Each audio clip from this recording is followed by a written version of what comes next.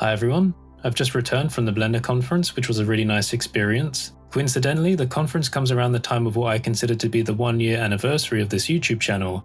What we're going to do in this video is recap some of the things that have happened on this channel in the past year, as well as talk about what I've learnt, and then closer to the end of this video, I'll have some information and announcements to share with you. On the 20th of October in 2018, I released a 3-part tutorial series called Building a Sci-Fi Corridor with Blender and Unity. 3 days after release, it suddenly appeared in a video from Grant Abbott called Immerse Yourself in Creativity. This took me by surprise, giving me a massive confidence boost, and I took it as a clear sign that building a channel and getting a YouTube partnership might be a very real possibility. From that point on, I decided to spend most of my time making videos to see if I could eventually get partnered. At that point, my expectations were kind of low, and I thought that if I tried really hard, I might be able to reach the 1,000 subscriber requirement and 4,000 watch hours by the same time next year. What really happened took me completely by surprise. I passed the subscriber count before the end of December, and then I met all the requirements for the partner program by mid-February. Following that, I was accepted on the 2nd of March. This was very exciting to me, and I knew I'd been given an opportunity to do something cool, so I started experimenting with all kinds of content. You can see how varied the type of content was around this time. There were time-lapses, resource videos, regular tutorials, experimental technique-focused videos, shorts with breakdowns, as well as discussions about tools.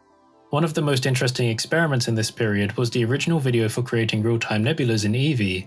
I had originally seen the nebula generator by Mark Kingsnorth, which was used to create world backgrounds in Blender 2.7, and wondered how much of the process would be transferable to 3-dimensional volumes in Eevee.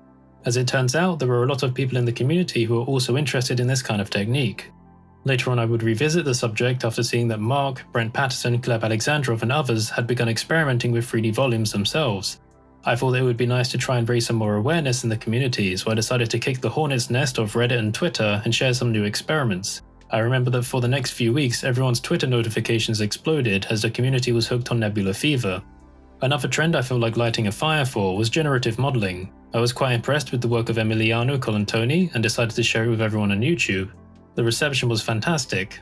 Everyone loved to see new ways that the creative and technical aspects of Blender could be synergized in ways that automate some of the artistic process. Not long after this, I decided to start experimenting with Python in Blender.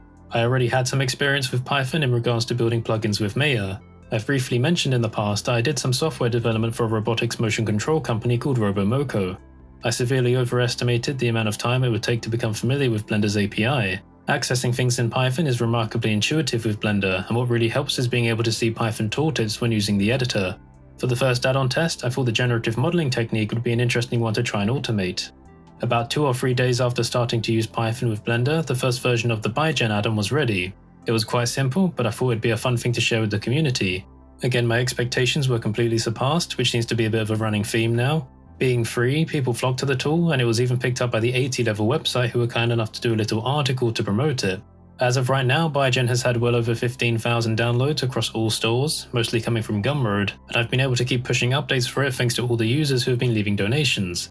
Although so far, I've only done one tutorial video that demonstrates using ByGen functionality to make a specific kind of scene. I know that I should probably do more of these because they help to get people excited about the tool and it gives me a direction of what to make next. I would also like to express my thanks to all of the other creators on YouTube who have taken the time to talk about the add-on and my work. I really appreciate it. Following on from the generative and nebula trends, Blender 2.8 had been properly released, and so many channels were trying to cash in on the beginner tutorial market. I'm not really interested in doing the same thing as everyone else, so I figured that instead of making a beginner series, I would just create a guide to help people navigate all of the other tutorial content out there.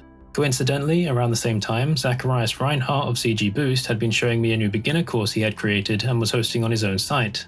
I was beyond impressed with it for a number of reasons. We share a fair number of similarities when it comes to teaching style. I could immediately see that Zach understood the power of visual stimulation in learning. He would create fun and vibrant scenes to demonstrate even the most rudimentary concepts. The course was so well structured and it was practically guaranteed to give good results, so there was no doubt in my mind that this was going to become the focus of my recommendation.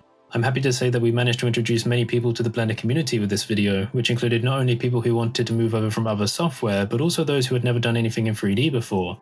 After releasing that video, I unfortunately became very ill and had to put some projects on hold. That's why around this time the content went from being quite exciting and well thought out to being just pretty okay but nothing too extraordinary. More recently, I've been getting back into experimental techniques and tools development. Just before jetting off to the Blender conference, I decided to review Mark Kingsnorth's new 3D addition to his old nebula generator, which incorporates many of the community collaboration developments from the previous months. This video was also released at a good time, because Gleb Alexandrov did an excellent talk at the conference titled 3D Nebulae and the Power of the Blender Community, which featured all of the developments including my own work, so thanks for that Gleb, I really appreciate the support. One thing you might have also noticed is that the focus of this channel has started shifting recently. There's more of an emphasis on creating and sharing new tools and techniques rather than random tutorials and personal artwork. Of course I will keep doing tutorials, but I've started prioritizing new add-ons and tools as well as high-level discussion videos for the future. I've decided to start moving the channel in this direction for a number of reasons. Firstly, in previous months, I never felt like I was making good use of my skill set. I have more years of experience with programming and technical design than I do with artwork, so I'd like to make sure that I'm making use of those skills to build new things for the community. Thankfully, due to a lot of mixed experience, the creative and technical elements of my skill set work very well together, and I think this puts me in a good position to make new tools with a focus on artistic control. Secondly, there are 100 other channels out there that are solely focused on making only tutorials and random cool looking scenes, so I want to aim to provide something unique for both the YouTube and Blender communities that maybe only my specific skill set can provide. Thirdly, when I make a new tool or feature that I don't think anyone else has made before, it gives me a strong feeling of excitement because I'm really looking forward to putting it out into the world and showing everyone what's possible. This means that there's more motivation fueling those types of videos. As for high-level discussion videos, there are certain subjects related to creative technical fields I would like to talk about that transcend just a Blender community. For example, general design theory, the psychology behind creativity and learning, dealing with mental health in relation to artistic fields, as well as the theory behind emerging technical fields such as robotics, AI, and machine learning. I feel like this kind of content will have a longer lifespan and be more useful to a wider audience. All in all, I'm very excited for the future. There are so many things I want to make and share with you, and I'm sure that next year will be even more exciting. But now it's time for an announcement.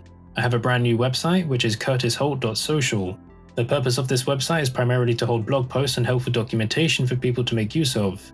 If you've ever taken a look at my guide for installing Python add-ons that can be found in the description of some videos, you will know that these documents were hosted on a bare-bones server that was essentially just scaffolding to hold text.